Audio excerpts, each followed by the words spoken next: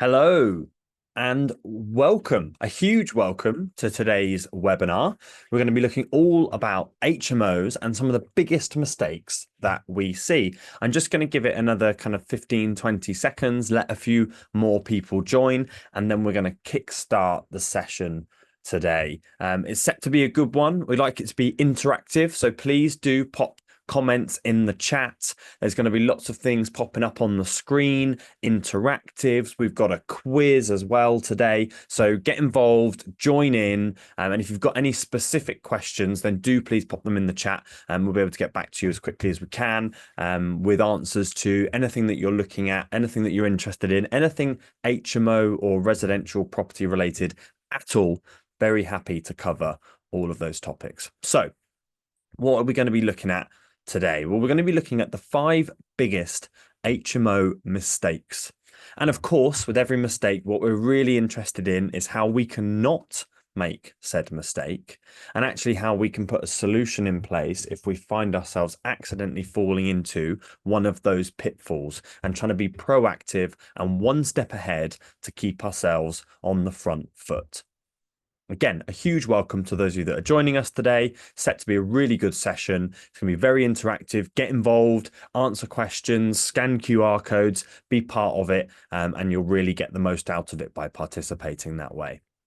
So, an overview of some of the things that we're going to be talking about today. Going to start with sharing a little bit about KPA for you guys, tell you a little bit about who we are, where we've come from, and our experience within HMOs and property investment.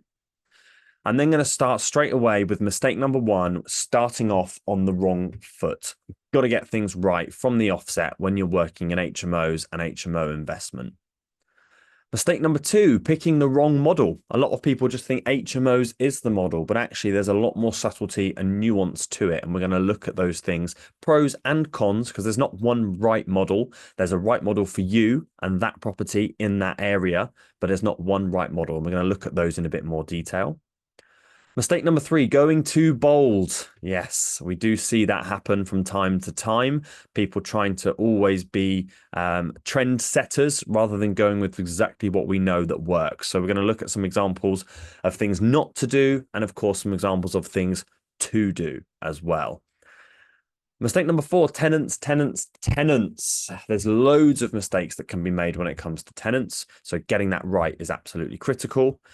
And mistake number 5, missing the key element of HMO management. A lot of people are focused on one side. Actually, you can focus on the other side, and getting things right will increase your HMO management, elevate it massively. So that's a big one. And of course, there will be a bonus HMO top tip, the biggest cause of complaints that we find in HMOs and how you can avoid that as an HMO landlord. There will also be webinar specials, webinar discounts. And for those of you that stick around to the end, there will be a webinar special offer. So that is definitely worth staying to the end for. For those of you that are interested and want to learn a little bit more, this is the webinar for you. And I'm really looking forward to getting into it. So yeah, like I said, a special webinar discounted offer for those of you that are here with me until the end of the webinar. Will be about an hour, I think, all things HMOs in an hour. So who are KPA? Well, actually, the KPA group was founded back in 1948 by my late grandma, Ruth. It was a marketing company originally, and then when business had been good, they'd invested in property. She was very much ahead of her time, a woman running a marketing business in London during the 50s and 60s. She was a very, very special person. She was invited to speak at the Institute of Direct Marketeers to become a fellow of the Direct Institute of Marketeers. And actually, the marketing company is still running today and is still within the business. But the property side started a little bit later on. So the KPA property family was born after I came to university in Bristol and stayed in some pretty awful student accommodation. And at the same time, I was doing my maths degree, and all of the careers advice was trying to funnel me towards the city. Great, you know numbers, go work in financial services, go work for one of the big 4, go work in London. and I was very lucky to do some work experience, and I absolutely hated it and decided that wasn't what I wanted to do whatsoever. And at the same time, staying in the bad student accommodation, said to my parents, who were running the marketing company and also at the time a biomass renewable heating business, I think there's a gap here for someone that wants to do this properly. It is a big disparity in what we were paying as students for the rental and the service that we were getting. Things were breaking, things were moldy, damp, weren't being looked after. We weren't being looked after, and we wanted to do that better. So we did. When I graduated, we set up the investment arm of the KPA property family, looking at HMOs and how we could improve the quality, the service, and all things HMO for the tenants. A lot of people don't think of tenants as customers, and we'll talk a lot more about this later on, and our philosophy at KPA, which has put us in great stead. But we wanted to be better and we wanted to do better. Roll the clock forward, and we were then looking for a letting agency, which is how KPA Property Management were born. But actually, where our portfolio is now, we've got a diversified portfolio throughout the Southwest and South Wales. We have HMOs, we have serviced accommodation, we have family lets, we have flats, and actually we've got a well-rounded portfolio that allows us to speak to our landlords with a different hat. So sometimes I have my letting agent's hat on when I'm speaking to them, and sometimes I'll take that off and put my investors and landlords hat on. And it means we're able to offer a more rounded service to those that we're dealing with. We're also partners of a networking company called Partners in Property, and the Bristol hosts of that event, which is coming up to its 6th birthday this year, which is absolutely fantastic. It's a genuine community of property investors and landlords that want to share knowledge and support each other. It's very different to a lot of the other property networking out there that is built to be the top end of a training course sales funnel. This is very much a community, and we see people rally around each other. We saw it during COVID because it can be quite a lonely space being a landlord or a property investor, and it was absolutely spectacular. It's a brilliant, wonderful community of people. If you would like to know more about PIP, I will pop a QR code on the screen. You can scan that, find out a bit more about our Bristol event, and if you think it's for you, you'd be very welcome to come along and join us. It's a great space. KPA Property Management. I touched a little bit on KPA Property Management, but I'll tell you the full story as to how it was born. So when we'd grown the portfolio, we hit a critical mass point, kind of victims of our own success. So those of you that are HMO landlords and currently self-manage, you will know that it can be very labor intensive. Any self-management you've done at all, be that HMOs or not, you will also know that tenants will always contact you with a problem. It might be a leak, it might be something major, something minor, but it never comes at the right time. And I know landlords that get interrupted during family dinners. They have to step outside while they're at a cinema because there's an emergency they have to deal with, and it can be very time intensive. So we wanted to outsource our entire portfolio to a letting agent. And everywhere we turned, there was compromise in service, quality, compliance, all of the things that we had gotten into this market to not compromise on. And we spoke to each other after speaking to 5 or 6 different agents and keep coming across the same problem. We sat down as a trio and said, maybe we need to set up a letting agency, because it's crazy that we would compromise and pay for less than we have right now, especially given the reason that we got into this space was to try and right the wrongs of some of the things that I'd experienced as a student. So that's where KPA Property Management was born. We launched in March 2020, which will go down in history as the worst month ever to launch a new business. You're renting rooms in shared houses during a global pandemic. Those two things are very difficult to run side by side.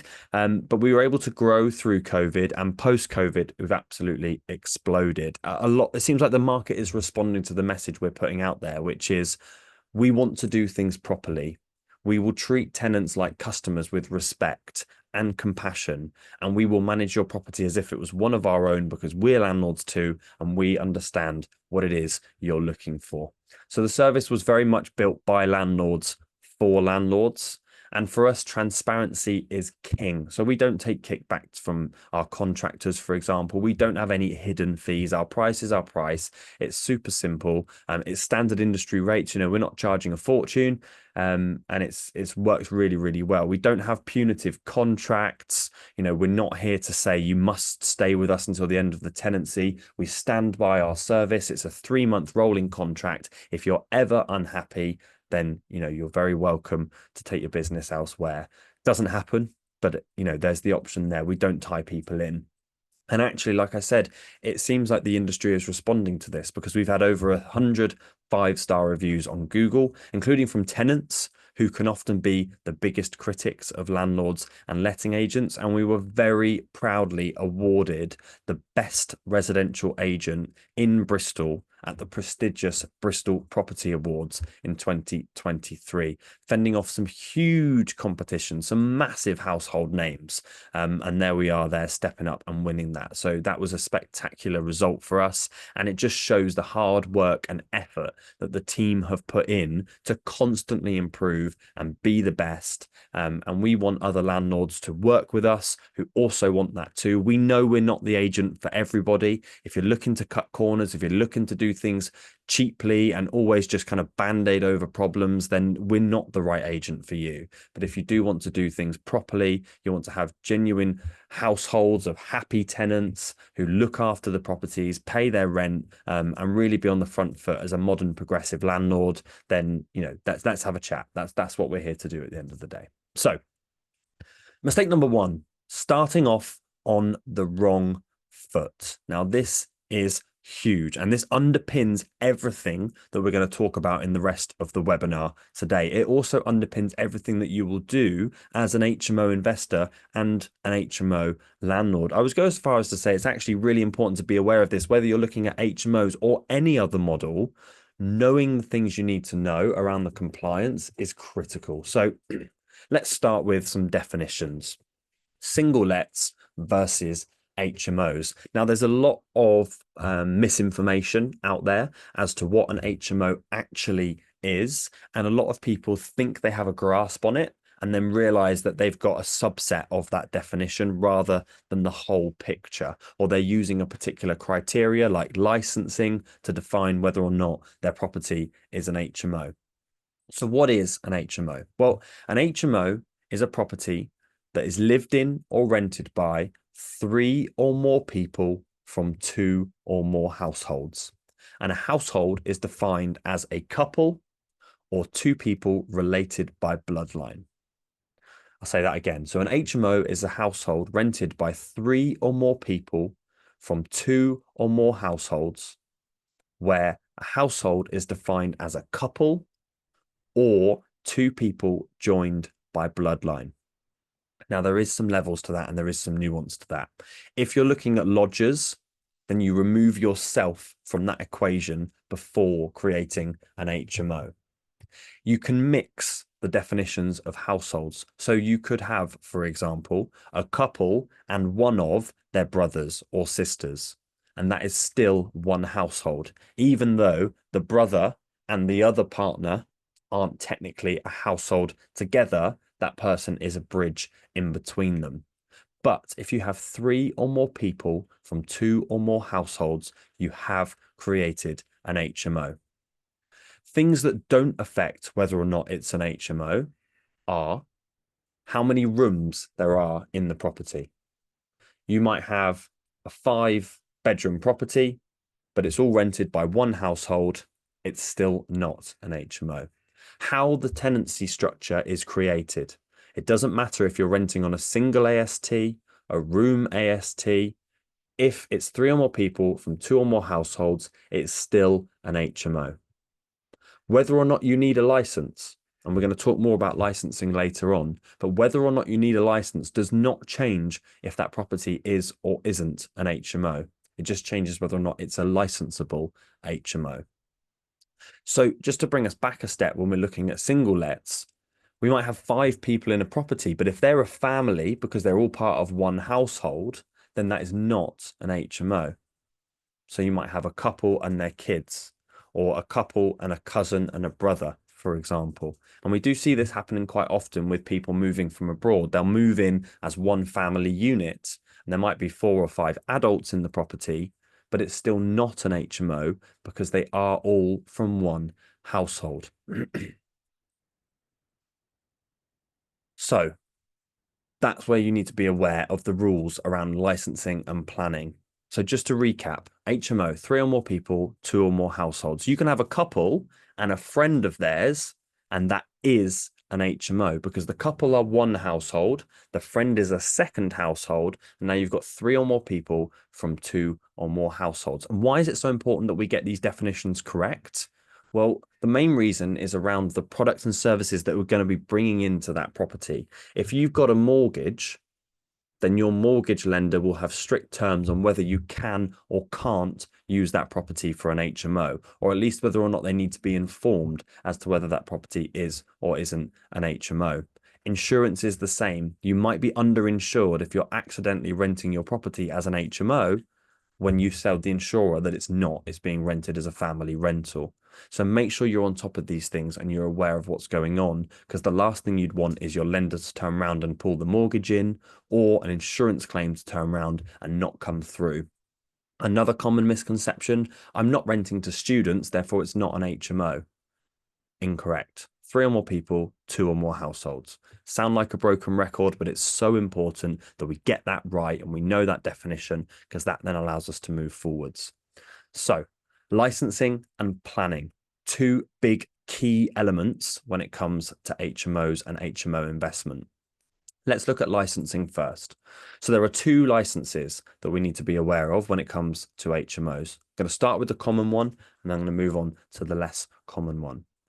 Common HMO license is called a mandatory HMO license. A mandatory HMO license is applicable if you have 5 or more people in the property, of course, from 2 or more households.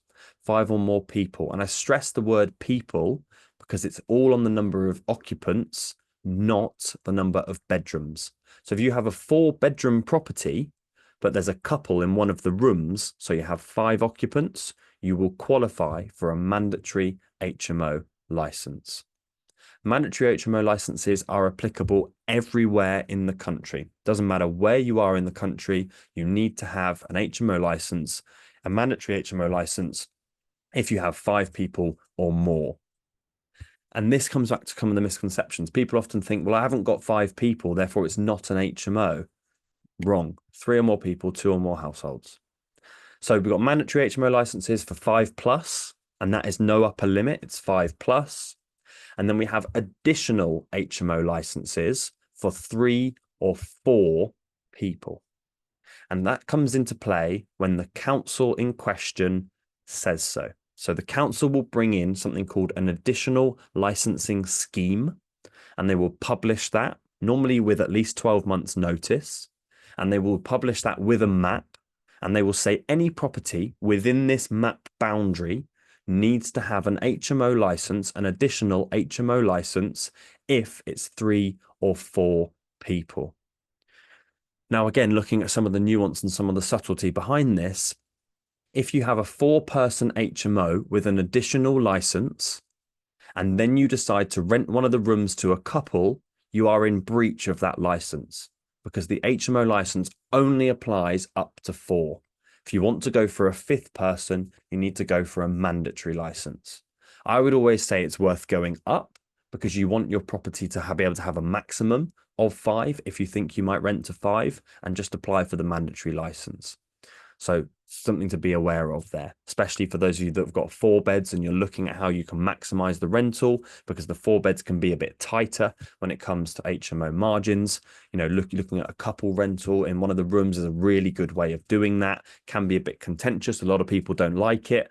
In my opinion and our experience with our own properties and portfolios of our landlords' properties, if you get the right couple, they can be a fantastic influence and benefit to the property. If you get the wrong couple, then it can cause a lot of problems. So your tenant selection has to be absolutely on point to get that right. Planning. Planning is similar in that there are different planning classes we need to be aware of, but the numbers are unfortunately different. So with planning, there's three planning classes that we need to be aware of. The first one is C3, and that is for residential family living. Standard family house, non-HMO is C3. The next one is C4, and that is a small HMO from 3 to 6 people. So if you've got 3, 4, 5, or 6 people in that property, it's C4. And the last one is sui generis, which is for 7 plus. And again, there's no upper limit on sui generis. Now we're looking in a bit more detail at the planning side of things. So with planning, you can convert from a residential house C3 to a small HMO of 3 to 6 people C4, back and forward under permitted development with no questions asked. However, if you want to go to 7 plus sui generis, you need a full planning application agreed by the council, and that will change the use class of that building to be rented as a large HMO. When you get that planning granted, the council will tell you the maximum number of occupants that you can have in that property. And it completely changes things. It changes things from a mortgage lending perspective, from an insurance perspective, from a convertibility back to a family house perspective. So if you're going to make that jump, be very clear in your mind that that is what you want to do and you want to rent a large HMO. C3 and C4, however, are a lot easier to move back and forward between, unless the council bring out something called an Article 4 directive. So an Article 4 directive, if you've been around HMOs for quite a while, you will know this very, very well. It removes permitted development rights. That's what Article 4 does. It's not specific to HMOs, it's just very commonly used in HMOs. It removes permitted development rights. So with an Article 4 directive specifically around HMOs, the permitted development right being removed is the ability to go from C3 family to C4 small HMO without a planning permission application. So actually you need permission, full permission in an Article 4 zone to go from C3 family to C4 small HMO, 3 to 6 people.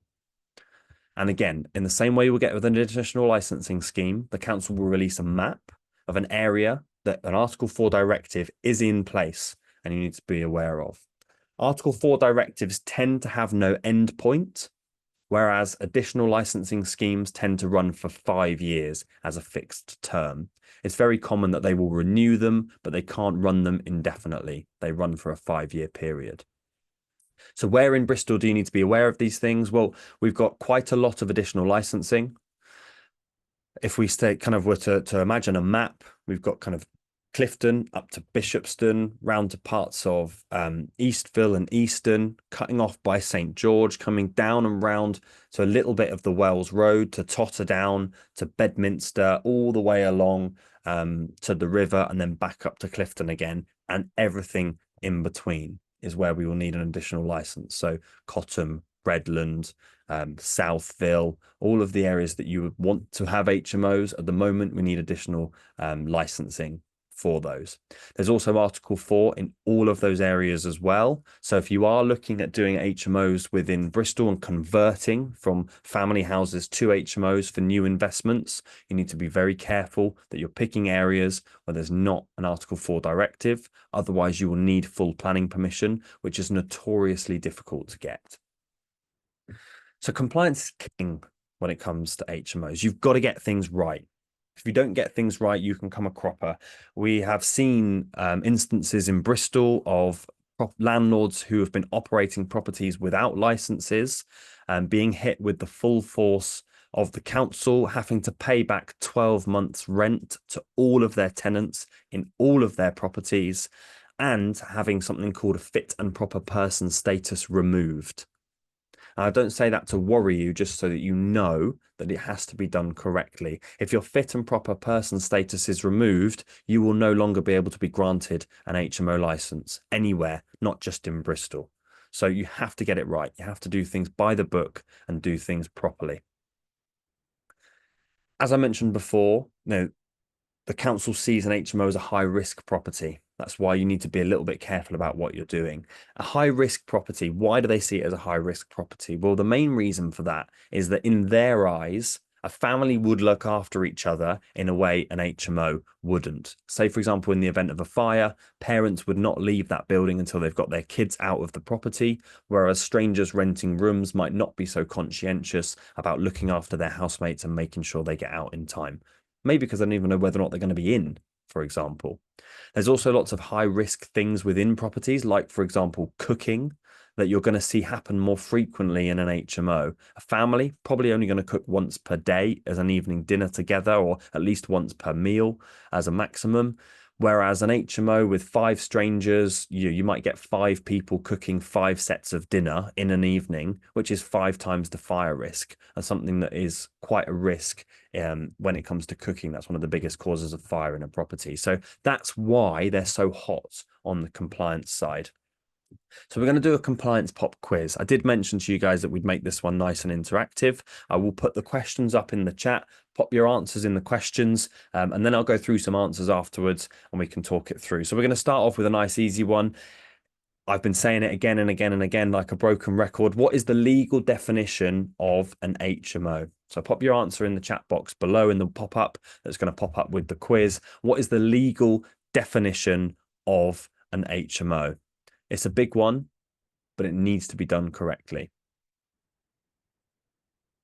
Next, question 2. Why do councils consider HMOs to be higher risk and therefore ask for more compliance? I'll ask it again. Why do councils consider HMOs to be higher risk and therefore ask for more compliance?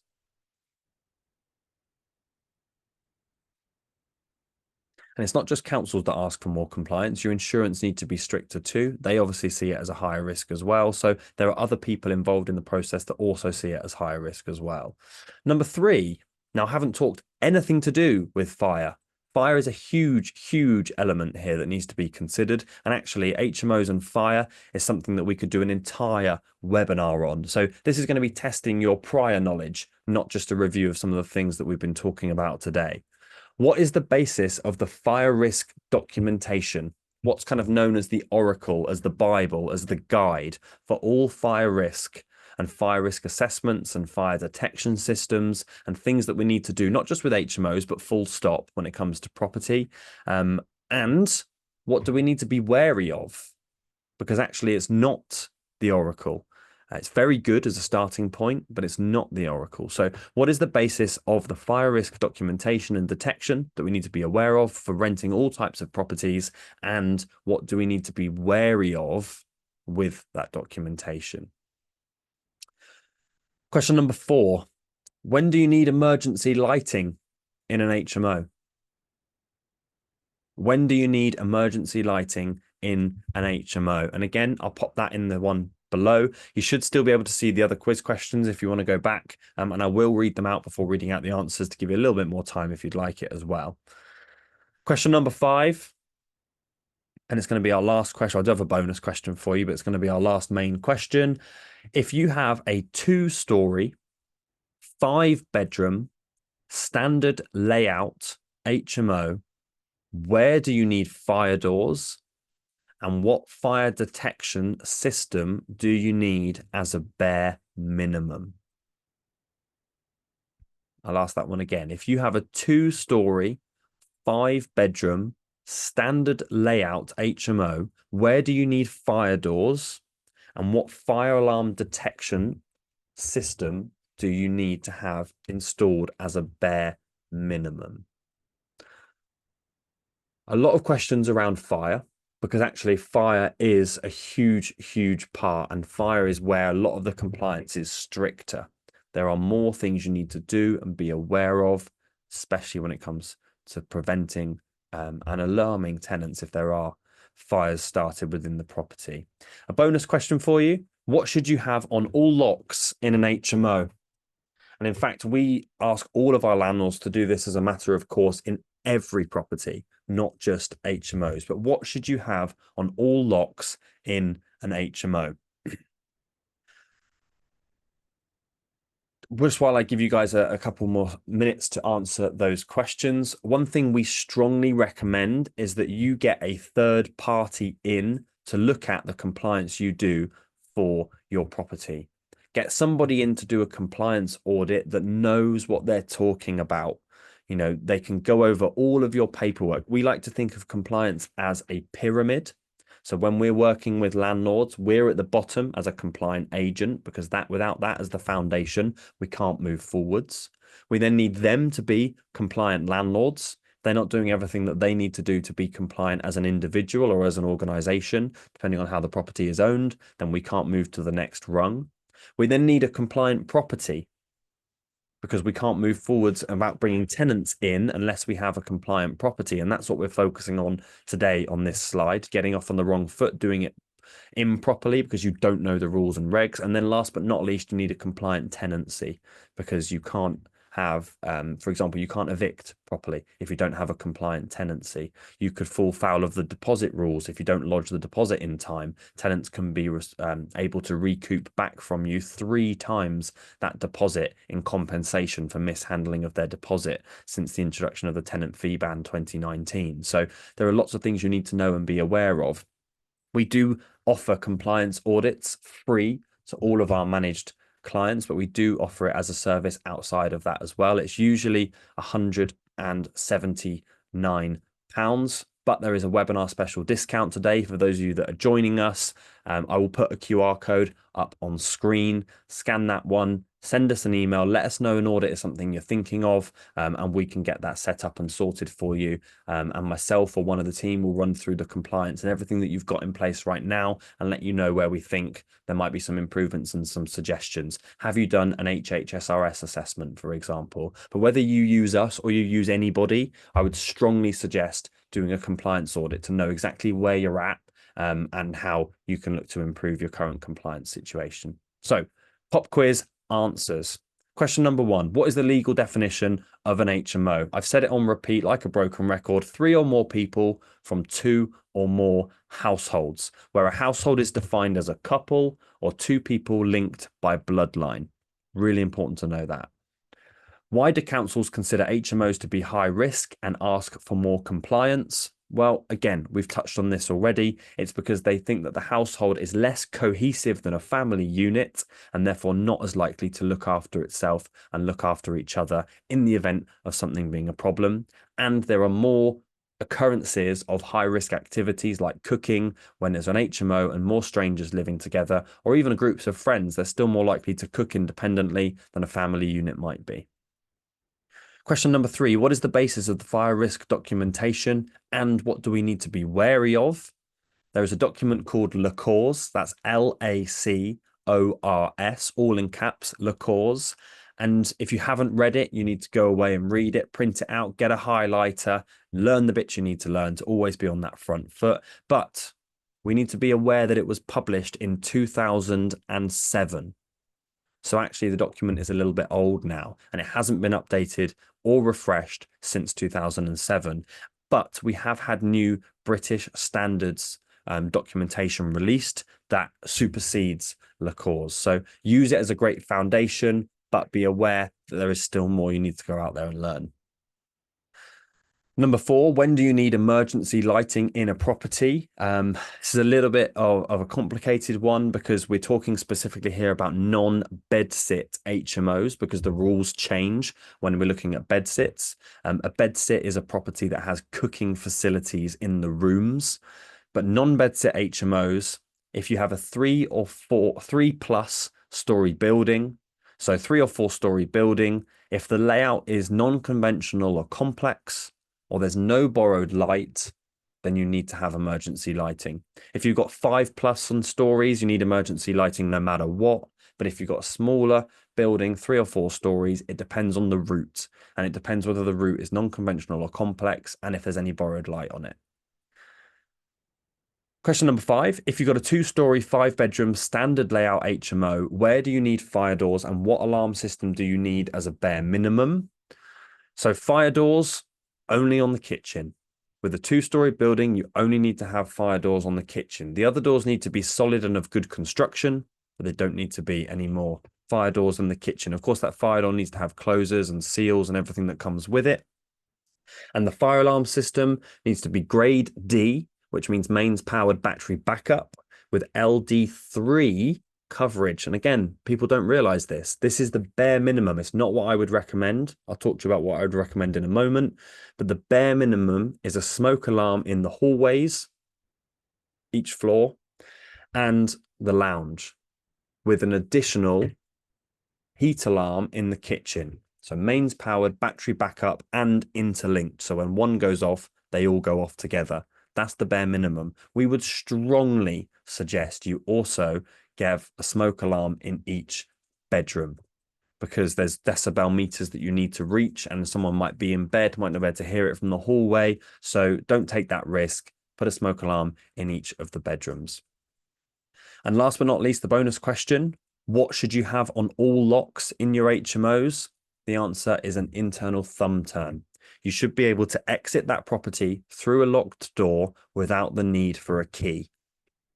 Thumb turns can be the kind of the door standard latch locks that you see. They can also be a simple turn like you get on a bathroom. There's lots of different options, but make sure that you can open that door from the inside to escape a fire without needing to find a key. Again, I would stress, get that done on all properties. 60, 70, 80 quid. It's not expensive, genuinely saves lives. Really, really worth having.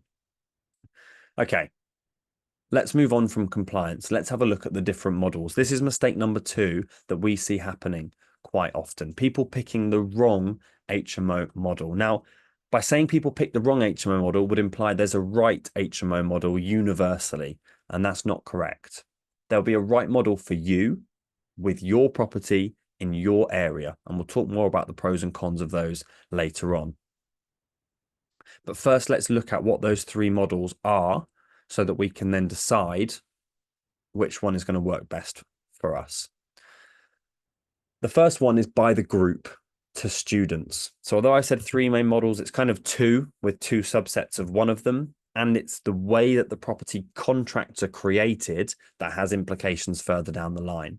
So the first one is by the group rented to students, and the next one is by the group rented to professionals. These are on a single AST rented to everybody, and they have full occupancy of the entire building and the entire space as a group of tenants. The next one is renting by the room to individuals or couples on a room AST. And the difference here is they have sole occupancy of their room, but shared occupancy of the communal spaces. In a similar way to when you have a flat, you own the flat and you share the communal spaces, except the communal spaces also is a lounge and a kitchen, not just walkways, elevators, mailboxes, that sort of thing. So there's a concept when it comes into contractual law called joint and severally liable. And this is something that you need to be aware of, especially when you're renting to groups, because this is very, very important. To be joint and severally liable for something means that you are individually, partly and wholly responsible for that tenancy. So if you've got a group of 5 tenants, for example, and one of them decides not to pay their rent, everyone else is liable to cover that extra portion that wasn't paid. Let's say it was equal and they haven't paid the 20%. Everybody else is liable to pick up the slack of the 20% from that 5th tenant. And that goes on. If you've got, again, a tenancy of 5 and 2 people don't pay, the 3 people need to cover the 2 because they are all joint and severally liable for that tenancy, for that contract. And what that means is that you have a lot of protection by people covering each other from a legal perspective. And that's in terms of rent, that's in terms of damage, that's everything within the terms of the agreement and the contract. And again, if we're looking at students, it's very rare and we would not recommend renting to students without getting guarantors because they're not earning. And those guarantors should be homeowning UK guarantors. They need to be UK so that you can enforce the guarantor agreement under UK law. And they should be homeowning because you then have something to go against. You're not looking at man of straw. You've got someone with an asset. If the worst comes to the worst, they've got skin in the game. So by having joint and severally liable contracts, you might have a group of 6 students with 6 guarantors, but the guarantors are also joint and severally liable. Now, this can cause a fuss sometimes because people don't often like needing to be joint and severally liable when they know that they're effectively covering rent from everybody else. But contractually, that's what happens, and that can be a very, very powerful model for you as a landlord. Another key part of models is that they will be area specific, and we're going to go into pros and cons in a moment, but let's look at student rentals as a really easy, obvious example. In Bristol, if you've got a property that you're going to rent as an HMO in Redland or Cottam, remember, converting is harder because of Article 4, like we touched on before. But if you've got a property you're renting as an HMO in Redland or Cottam, it needs to be a student rental. The demand for student rentals in those areas is so, so strong. Yes, it will work as a working professional property, but you're shoehorning in a model where you don't need to be. And I would say that's picking the wrong model for that property in that area, unless you've got a very good reason to do so. Whereas if you've got an HMO, let's say at the bottom of Bedminster, you're more likely to want a working professional HMO. You'll probably be looking at tenants that are working on North Street or that are working for some of the larger tech companies that are based in the south of Bristol or based around by Temple Meads. So the area is going to play a vital role in looking at how that property is rented and what model you're going to choose. The layout of the property will be important too. So factor all of these things in when choosing the model that you think is going to work for you. Let's have a look at some pros and cons. So let's start with the pros of renting a single AST to a group. We're talking students or working professionals here. The first one is that you don't have to pay any of the bills or any of the utility costs. They are responsible, the group is responsible for picking up the costs and paying those. This is a good thing because obviously bills can get expensive. We're in an environment where prices of bills are increasing, and you don't want to be in a situation where, which you are when you rent by the room. Of course, there are pros and cons to that, where you're going to be paying those bills. You can have your property rented on the student tenancy cycle, which is very, very effective for landlords because students will be looking for properties between October and Easter. Some will still be looking at after that, but primarily October to Easter.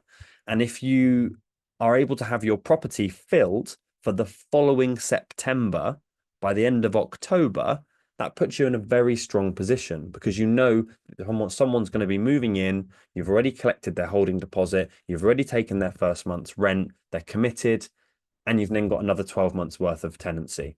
And in fact, you can also do an 11 or an 11.5 month tenancy, but actually aggregate the rent as if it was a 12-month tenancy. And that gives you kind of 2 to 4 weeks to get in there after that group of students to fix any problems and deal with any issues. Now, the cons, as we'll see in a moment, is wear and tear. So that time period can be really, really helpful.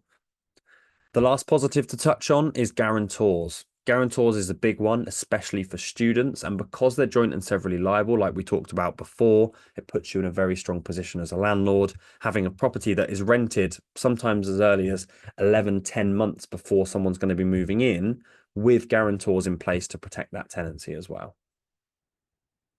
Negatives, however, groups of friends or groups of students can split. They can break up, especially when you're looking at working professionals. Midway through a term, someone might say, I'm moving in with my girlfriend. I've got a job in another city. All of the reasons won't necessarily be a bad thing. They could be positive reasons. All of the reasons that people will split and break from a tenancy, and you need to manage that and handle that. Contractually, they're tied in, but they're telling you they want to move, and that can happen quite frequently, especially with a larger group. Another negative there is that the group will often want to find the replacement. On the one hand, you think, great, I don't have to put any legwork or energy or effort into finding a replacement. And I definitely know agents that think like this. But on the other hand, you haven't had any chance to influence or choose who that person is going to be. And you're kind of trusting the group to pick someone who's going to be a conscientious tenant for your property. Roll that iteration 4, 5, 6 times forward, and I've seen landlords that have never actually met or chosen the groups that are in their properties, and guess what? There's then damage. So it's something to bear in mind that groups will break up, and you're going to need to react and handle that on an ongoing basis, whether or not they're in their fixed term. Wear and tear with students. It's notorious. It does happen. You achieve more rent, but you have to pay more in wear and tear. There's more wear and tear in HMOs, full stop. They are harder wearing on properties, but students is the highest wear and tear model out of the HMO models. That's something to bear in mind. Also, just very quickly, these models are not exhaustive. Of course, there are other things, for example, looking at supported living properties. There are lots of other things that you can do that are deemed HMOs. I'm just picking on the big ones here so that we can get into kind of covering most of the situations that people will come across. And they can be harder to let, especially if you're looking for a group of working professionals, a group of 5 or 6. It's not always an easy thing to find, depending on where you are in the city. Students in Redland and Cottam, yes, of course, they will absolutely fly out. You know, students anywhere near UE, again, will absolutely fly out. If we're in the north of the city in Filton and we're near the big employers, Airbus, Rolls-Royce, the MOD, there's a strong chance we'll find people. But on the further outskirts, it's a lot easier to rent a room than it is to rent to a large group. So that's something to factor in as well. Of course, we don't want to have any voids at all, not just minimize, we want 0 voids. So we don't want to put any obstacles to renting in the way at all. On the other side, when we're looking at room rentals, we can maximize that property from a room rental perspective. If we've got a 5-bed and we think all of the rooms would be worth, let's say, 700, without including any bills, without renting them by the room. But actually, some rooms are en suites, some rooms are a little bit bigger, better sized, better shaped. We might be able to, by being more flexible with each price point, we can look to achieve a higher total rent roll. Also, and this does come in as one of the cons later on with HMOs rented by the room, is you will be paying the bills, the council tax, and the utilities. But you will factor this in to your price. And when you start to look at larger properties, by economies of scale, you will achieve more per room because you're dealing with the costs of the utilities. And if you've got a well-insulated house with a good heating controlled system, you will make a margin on those things as well, compared to other people that don't have that same setup and infrastructure, but also have to charge the same amount to their tenants. Cleaners. This is definitely a positive. With a HMO rented by the room, I would strongly suggest that you put cleaners into that property to go in every 2 weeks, clean all of the communal spaces. Not only do they keep on top of things and reduce wear and tear, they're also our eyes and ears in the property. If I were to turn up to the property every 2 weeks, quite rightly, I would get questioned for interrupting the quiet enjoyment of the tenants and being there when they're trying to live and enjoy their lives. They wouldn't want to see me every 2 weeks. But the cleaner, completely different kettle of fish. They definitely want to see the cleaners. They're very happy that they're there and looking after the property. Of course, you have to pay for it, but it's a small cost for a big gain. And constant rent increases. Because there is turnover when it comes to renting by the room, you're forever nudging that rent. Every time you go back to market in a city like Bristol, you've increased the rent, and that means that you're able to constantly maximize not only room by room, but the entirety of that property by having lots and lots of rent increases happening all the time. Negatives, though, is responsibility for communal spaces. It can be difficult without good management to get tenants to take responsibility for those communal spaces because they see their room as their area and the space as shared. And sometimes when the cleaner cleans, you know, they're good, our cleaners. They'll come in and they might, for example, clear up after some of the tenants, and that can create bad habits. You know, I have to explain to them, you're not there to wash dishes, you're there to clean. And if there is a dirty and there is a mess, send us photos, gives us the chance to be on the front foot with the management. But getting tenants to take responsibility for communal spaces can be a little bit more difficult sometimes. Changeovers. The negative to constant rent increases is that there are going to be changeovers regularly because people are renting by the room. But actually, when you look at groups breaking up versus changeover of rooms, it's quite similar because when people are happy, they want to stay. And that's what we're always trying to achieve.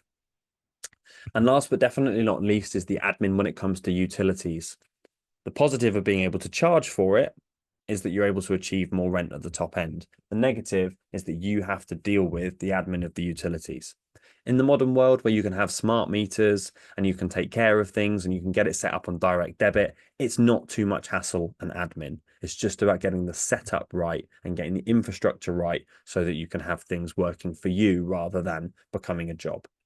So, which model works best for you? I'm going to pop a little box up in the chat. Let me know which model do you think would work best for you, taking a property and area out of the equation, for you as an investor, and then bringing that back into the equation, thinking about your portfolio, where your properties are within the city, how they're set up, what things that you're looking for, which HMO rental models work best for you. Moving on to mistake number 3. Yes, you've probably guessed it by the picture. We're going to be looking at going too bold.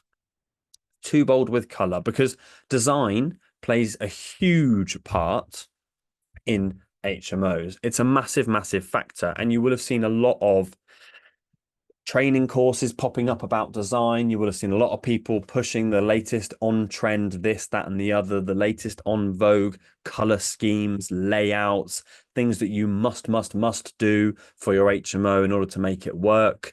How to get a boutique hotel style HMO, the rebrand of HMOs to co-living. It's a big, big factor. But our advice is always go for functional over fabulous and timeless over on trend. Because what you want is a property that's going to stand the rest of time. This is an investment. You don't want to be forever chasing trends and spending the money to do so. You want to put something in place that's going to work now. It's going to work for future. It looks great, and it's a cut above your competition, which is not as difficult to do as you think. It doesn't need as much money spending on it as you think, but it does need to be quality and well thought out. So I'm going to share with you a few examples of some HMOs that we've seen, where, well, you'll see very quickly what they've done and what they should have done. So here's the first one. Wow, color is the problem here. There is just far too much of it. As a general rule of thumb, 20% of the room should be color and 20% of that should be another color. Yes, when you really get into it, you can start playing around with textures, with patterns. Interior design is a whole science within itself. But for your HMO, especially if it's one of your early ones, go for simple, go for elegant, and I'll show you some examples of what you should do later on. Another example, painting a bedroom wall red might not seem as offensive. You might think, but red's my favorite color. But actually, in different cultures, red means different things. And this will polarize that room that you're looking to rent with certain people and certain demographics. And for example, international students that you won't want to polarize. So be aware that by picking a bold statement color, sometimes you can actually be doing yourself a disservice by polarizing tenants, and they won't want to move into that property. And the last one, okay, I haven't seen this one. I found this one online, but it's an absolute shocker. And it just shows you what not to do when it comes to kitchen design. They're trying to be different. They're trying to do something a little bit wacky and quirky, but it really hasn't landed. Don't use fence panel looking doors. Just use standard kitchen doors. Go functional over fabulous. Go timeless over on trend. Think about the space and how it's going to be used. For example, if you're renting a student HMO, supply desks in all of the bedrooms. Students need a place to work from home, especially in this post-COVID world where there's a lot of university courses that are doing things a lot more remotely now. So if that's the HMO that you're putting together, this is why we follow it in the order that we do. Understand the basics, know your model, and then look at design. You know that because of the area of the city you're in, you're renting to students, then make sure that you provide desks in the rooms. If you've got a communal space, don't jam pack it full of furniture so it can't be used. Add a little dining table in so people have space to sit and eat, so they're not eating at the sofa and spilling food on the sofa without even meaning to. Think about the space and its use and how you're going to use it. And then when it comes to color, paint neutral and use soft furnishings. Soft furnishings can be taken in and out based on preference, and they're there and they make great photos, but go neutral. That way you're not polarizing your audience at all. Think about Bristol as a city. I once saw someone do a mural of Margaret Thatcher on a wall in an HMO in Bristol. In Bristol, one of the most polarizing things they could have possibly chosen. And guess what? It was tough for them to rent that property. So they would have spent money to get that effect, and it would have actually been a hindrance, not a help. Paint neutral and use soft furnishings. I'm going to share with you guys some examples of what to do and what to model your HMO on. And here's a great first one to start. Now, there's lots to like about this. First of all, the color scheme is simple, it's elegant. They've got some pops of color in the soft furnishings on the stools, but also it's the functionality. Look at the back there. We've got 2 hobs. We've got 2 ovens. That is going to be great if we're looking at people sharing together, because multiple people can be using that kitchen at once. What a lovely space that's been well thought out, and plenty of cupboard and plenty of storage space there for everybody as well. Let's look at this one.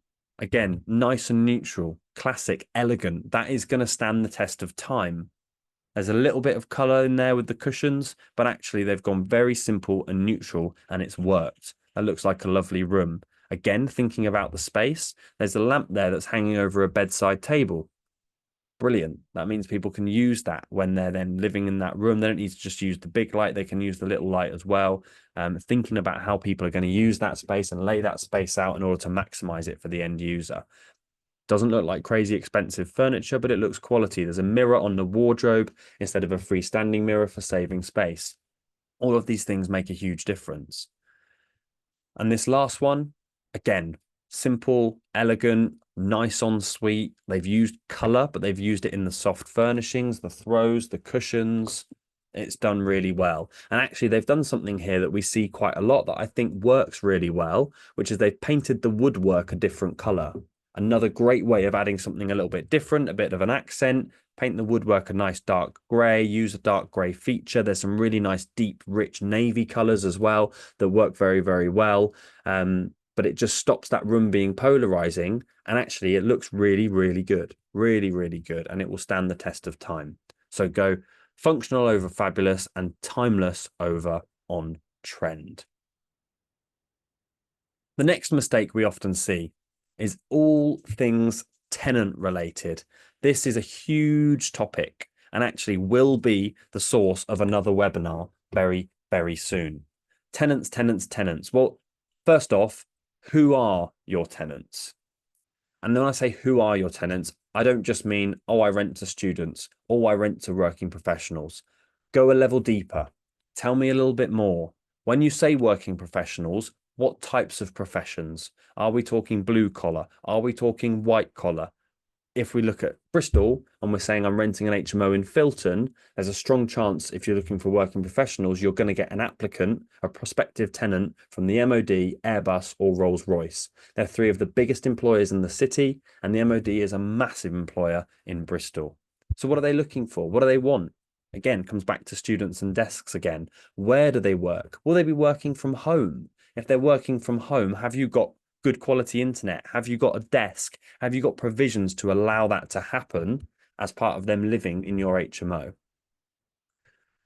What's the mix of the house? This is massive, especially when you're renting by the room. You need to start being a lot more nuanced when you're looking at who you're bringing into that property. What is the mix of the house? Are you going to be renting, for example, a shift worker in that property because they're going to need access to the property at different times? And what are people's hobbies? If you've got a budding DJ living next to a nurse working shift work, they're not going to be happy. It's not going to work. The cohesion of that property isn't going to work. So you need to find the people that are looking for the same things. A big key question that we ask everybody is, what do you want from a house share? If we're renting a room, this is one of the key questions that they get asked before coming to view. What do you want from a house share? We're not a matchmaking service. We're not looking to tie, people that are going to be absolute best friends together, because we can't ever promise that. But we will do our utmost best to find people that are most likely to be happy living together. Choose your portals correctly. I have seen HMO agents that don't use spare room. That's insane. Spare room is the biggest portal for room rentals out there. Bigger than Rightmove, bigger than Zoopla. So if you're renting by the room, you must use spare room. If you're renting to a group, you must use Zoopla or Rightmove. Or if you're a landlord, you can use Open Rent. And actually, you can maximize your rental with the right model. So, for example, we have access to international relocation agents through portals that we use that only agents can access, that allows us to achieve a higher rent roll than renting to domestic students. So by choosing the correct portal for that property, we can maximize our landlord's rent rolls. And actually, it's quite common for us to increase the rent roll by more than our fees. And we've had self-managing landlords that have come to us and they effectively get their property managed for free because their rent goes up, it covers our fees, and then they are completely passive and hands off. So, by working with the right people and using the right portals, you can maximize your rent roll. You can maximize the opportunity to work with that correct rental model that you're looking to achieve. If you are a student landlord and you are thinking about renting to international students, I'll pop a QR code up below, scan that, drop me an email. Let's have a conversation. Only certain properties work for it, but if your property is right, it can be a very, very effective model for student rentals. And if you're not sure, if you don't know who my best tenant type is, and you're renting an HMO right now, ask. Whenever you do a viewing, ask, why did you choose this property? What was it about it that made you want to come and view it?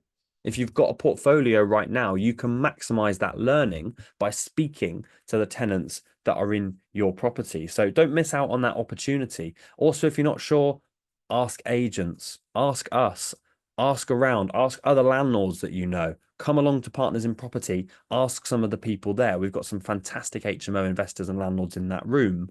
So speak to people. Who shall I be looking to rent this property to? It comes very similar hand in hand to picking the right model, but this is a level deeper. And of course, there are lots of things that you need to do when choosing the right tenants. So we always see tenant selection as both a science and an art, and you have to get both of those right. The science is everything you would expect it to be. Have they got the right to rent in the UK? What do they earn? Can I speak to their previous landlord? Can I speak to their employers? Can I see 3 months bank statements? All of those things, credit checks, CCJs, all of those things that are kind of yes, no tick boxes from a science perspective. But the real skill comes in the art of tenant selection. And that's questions like, what do you want from a house share? It's things like the legendary KPA shoe test, where we will not check what brand of shoes people are wearing, or are they wearing high heels or loafers. We will make sure that all of our viewing agents leave our shoes by the front door, and then someone who walks in will have to step over them and will either notice them or not and say, would you like me to take my shoes off before coming into the property? Or stroll straight through and get muddy footprints all over the carpet. Who do you think is going to be a better tenant? So the tenants topic is massive, and we've got loads of great blogs on the website about lots of different ways of finding quality tenants.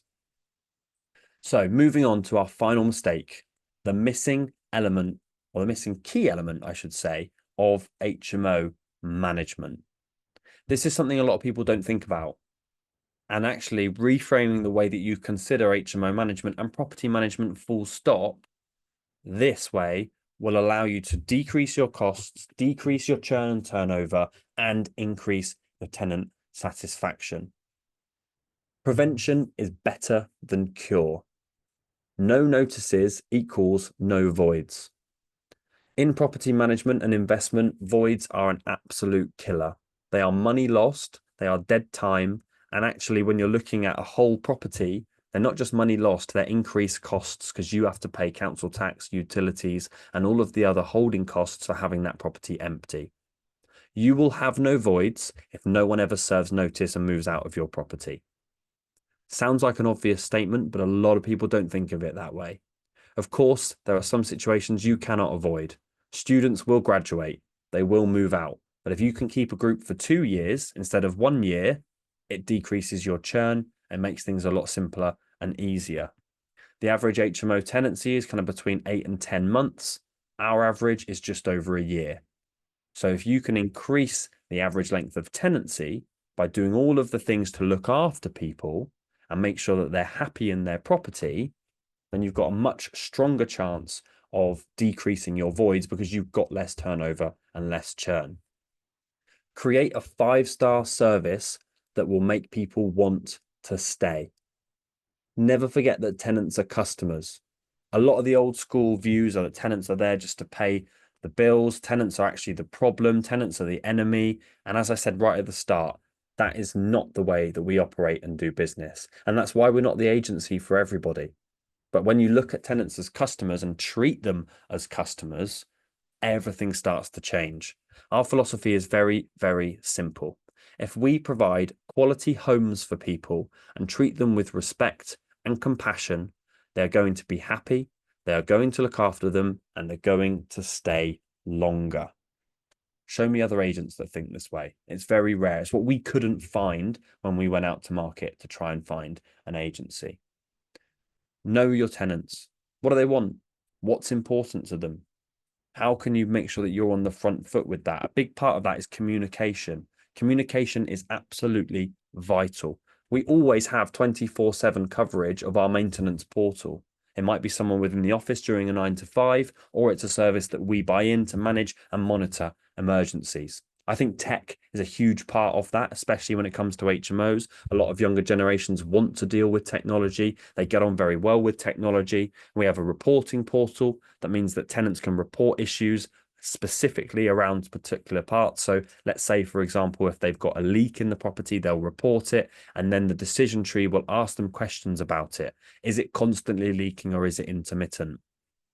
The size of the cup that you've put underneath it to fill it up. Are we talking a teacup or a bucket? How often are you emptying it and refilling it?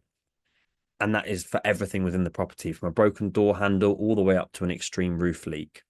And what that means is that we're able to categorize repairs very, very quickly. And if something's an emergency, no matter what time of day or night, the tenant will get a phone call and we will tackle that and we will handle that. It's peace of mind for tenants knowing that we're always there, but we're not intrusive. And it's peace of mind for landlords because their property is well looked after. Another big one is WhatsApp. We use WhatsApp very frequently. It's open, transparent communication between us and the housemates at all times. We work with young working professionals. They love and use WhatsApp regularly.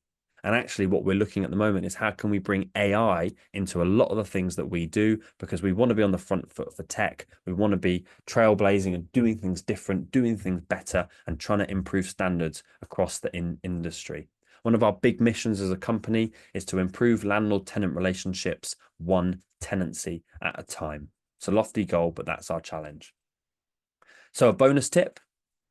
I told you there'd be a quick bonus tip. This is the thing that we get complaints about in an HMO more than anything else. Not so-and-so used my milk, which I hear all the time. We don't get any of that. We have harmonious households. But actually, internet. Our bonus tip is get the fastest internet that you can. Go for Virgin Gigabit. Go for the new fiber lines that have been run into your area. It might cost you an extra £5 or £10 a month, but it will be well worth it. We've had properties where the hot water hasn't worked because there's a fault with the boiler, and we've not found out about it for a week because the tenants haven't reported it to us. As soon as it's found out, it's fixed in 24 hours, dealt with and done. But we haven't found out about it for a week. If the internet goes down, we know about it immediately. It's so important. It's a massive priority in this modern world. So make sure you get the fastest internet that you can. A massive thank you for listening. For those of you that are still here, I've enjoyed the webinar. Like I mentioned at the start, there is a webinar bonus coming for you on this slide as a huge thank you for still being with me. We're almost an hour and 10 minutes in, gone over a little bit because it's a big topic. And actually, as I said the whole way along, there are little parts of it that could be webinars on their own right. And they will probably be the topic that we will cover next, I think that we will look at next. So thank you again for listening. If you want to drop us an email and get in touch or book a call with me, then please scan one of those QR codes on screen. I'd be very happy to help, share knowledge and experience with you and talk everything through. As I mentioned at the start, we are HMO specialists. It's our bread and butter. It's what we invest in. It's a model we know very well. We've made a lot of mistakes so that you don't have to, and we can work together as your lettings partner and help and support you through that. Whether it's your first HMO and you're not sure which way to turn, we can help and advise, or whether it's your 100th HMO and you just don't want to be dealing with the hassle or dealing with bad agents or self-managing any longer, then do get in touch. That's what we're here for. We believe in lettings without compromise. We refuse to compromise by giving our portfolio to another agent who wasn't going to do it properly. And we're built by landlords for landlords. Transparency is king and a massive part of that. There are no hidden fees. There are no contractor kickbacks. I see all too often agents saying, oh, you must use our guys when it comes to maintenance. And the reality is the reason for that is that they get money behind the scenes every time they give them a job. And it incentivizes them to use those that give the biggest kickbacks, not those who provide the best service. If you've got quality people that you know and trust and have been working in your buildings for years, we will put them on our maintenance portal. We will work with them. Of course, we've got a team that can do absolutely everything, but we want to work with the best people in the business. We're not interested in hidden fees or kickbacks. Transparency is king. There's no punitive contracts. It's a 3-month rolling agreement. We stand by our service. And actually, that ties into the special webinar offer today. The first 3 months free management. If you scan and drop me an email below, let's have a conversation. A special webinar offer. Let me know that you were on the HMO 5 Mistakes webinar, and we can do 3 months free management for you. And because we have no punitive contracts, we stand by our service. If you decide you don't like it, it's not right for you, give us your 3 months notice. There's no charge whatsoever. 3 months first free management. It would be lovely to work with you. So a massive thank you again for sticking around to the end. Hopefully you had a lot of value today. I know we've covered loads of ground in the last hour and 10 minutes. It's been an absolute pleasure. I've really enjoyed interacting with you guys, talking about the various bits and pieces around HMO management, hopefully steering you away from some of the common mistakes that we see happening with HMO investment and HMO management. We'd love to continue the conversation. So book a call below on the HMR on the QR code, or scan that to drop me an email. Let me know about you are here for the webinar. We do have a special offer, as I mentioned. It's been an absolute pleasure. I've been Ben Nicholls from KPA Property Management, and hopefully I will speak to you soon. Take care. Bye-bye.